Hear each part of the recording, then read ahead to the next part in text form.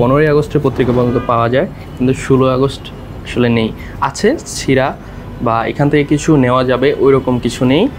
কিছু কিছু জায়গায় দেখলাম মিসিং, কেটে একদম সুন্দর করে কিচিতে কেটে মিসিং করে ফেলানো হয়েছে।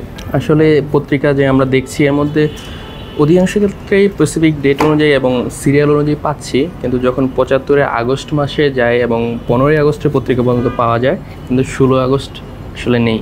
আছে ছিঁড়া বা এখান থেকে কিছু নেওয়া যাবে ওই রকম কিছু নেই, হয়তো আছে বা অন্য কোথাও, কিন্তু আমরা পাইনি। এরপরে ইংলিশ যেগুলো ছিল 16ই আগস্টের ওগুলোতেও পাইনি। 17 কিছু পাওয়া গেছে, 18 কিছু পাওয়া গেছে, তবে 16টা প্রায় অধিকাংশ পত্রিকাতেই মিসিং।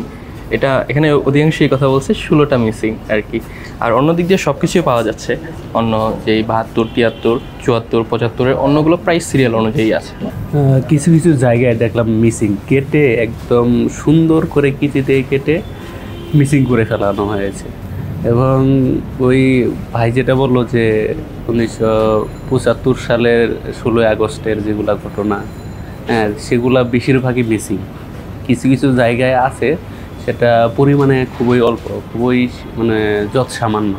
না, এ ধরনের কাজ মানে অবশ্যই ঠিক না, কারণ দেখা যাচ্ছে এইগুলা ইতিহাসের দলিলপত্র, এটা থেকে আমরা অনেক কিছু জানতে পারবো।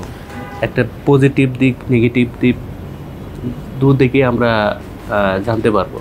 সেক্ষেত্রে বোঝা যায় এটা আসলে কাম্য নয়।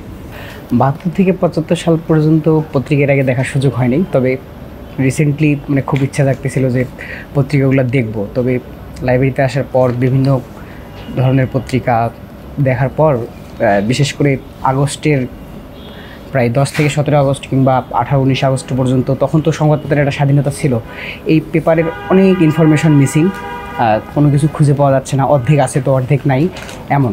250-টিরও বেশি ডিজাইন অপশন নিয়ে ওয়ালটন স্মার্ট ফ্রিজ, বোঝে আপনার প্রয়োজন। এখন এই কথা তো অস্বীকার করার কোনো প্রশ্নই আসে না যে 1972 সাল থেকে 1975 সাল পর্যন্ত স্বাধীনতা উত্তর বাংলাদেশের যে সময়টা, এই সময়টা যথেষ্ট একটা টালমাটাল সময় ছিল। এখানে বিভিন্ন শক্তি তারা সক্রিয় ছিল, বিভিন্ন ধরনের চ্যালেঞ্জ সরকারকে সে সময় মোকাবেলা করতে হয়েছে ইত্যাদি ইত্যাদি। তো এখন যেটা প্রশ্ন হচ্ছে, এই ধরনের ঘটনাবহুল সময়গুলোতে যেই গুরুত্বপূর্ণ ঘটনাগুলো ঘটে সেগুলোর কিন্তু আসলে মাল্টিপল ন্যারেটিভ থাকে। আমি গত বেশ কিছুদিন ধরে এখানে গবেষণা কাজ করছি 72 থেকে 75 নিয়ে, এবং একই সঙ্গে বলি যে আমার প্রায় 16 ঘন্টা কাজ করা হয়েছে এই লাইব্রেরিতে এবং যে রিপোর্টগুলো আছে। তো এটি আসলে খুবই থ্রিলিং একটা এক্সপিরিয়েন্স, এবং আমরা যে তথ্যগুলো হয়তো প্রোপাগান্ডা হিসেবে জেনে এসেছি সেগুলোকে দেখছি আসলে এটি পত্রিকাতে well documented. So it's a very very good experience. সব তথ্য আছে কিনা এটা একটু কঠিন একটা প্রশ্ন, কারণ আমরা আসলে অনেক উত্তর প্রজন্মের মানুষ এবং সেই 72 থেকে 75-এর অনেক অনেক পরের প্রজন্ম বা জেনজি যেটাকে বলে আসলে। সুতরাং সে সময় আসলে কি হয়েছে বা তথ্যের ব্যাপকতাটা পত্রিকাগুলো ধারণ করতে পেরেছে কিনা সেইটা এক অর্থে আমাদের পক্ষে মূল্যায়ন করা সম্ভব না। তবে অন্যান্য সোর্স থেকে আমরা যা জেনেছি সেই তথ্যের সাথে সামঞ্জস্য রেখে বাকি যে তথ্য বা আমরা যেটা এক্সপেক্ট করি আরও কী অ্যানালাইসিস থাকবে পত্রিকাগুলোতে, সেগুলো আমরা পাচ্ছি। এবং যে পত্রিকাগুলো আমরা হাতে পেয়েছি কেবলমাত্র একটা বা দুটি পত্রিকা নয়, ইংরেজি পত্রিকা আছে, বাংলা পত্রিকা আছে, বাংলা পত্রিকার মধ্যেও বিভিন্ন নামের যে পত্রিকাগুলো সেগুলোও আছে, এবং 72, 73, 74, 75 অর্থাৎ 4টি যে গুরুত্বপূর্ণ বছর ঘটনাবহুল সেই সবগুলোরই বেশ মানে এক একটা ভার্সন অফ পত্রিকা এখানে আমরা প্রেজেন্ট পেলাম।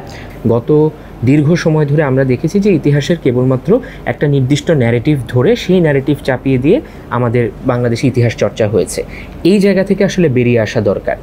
বিশ্বের উন্নত দেশগুলোতে আপনি খেয়াল করে দেখবেন যে এখন কিন্তু ইতিহাস নিয়ে গবেষণার ক্ষেত্রে, পড়াশোনা করার ক্ষেত্রে মাল্টিপল ন্যারেটিভ অ্যানালাইসিস করার সংস্কৃতি কিন্তু চলে এসছে। সেই এক্সপেকটেশনটাই কিন্তু আমাদের বাংলাদেশের রাজনীতির যে জটিল সময়গুলো আছে সেগুলো নিয়ে হয়েছে।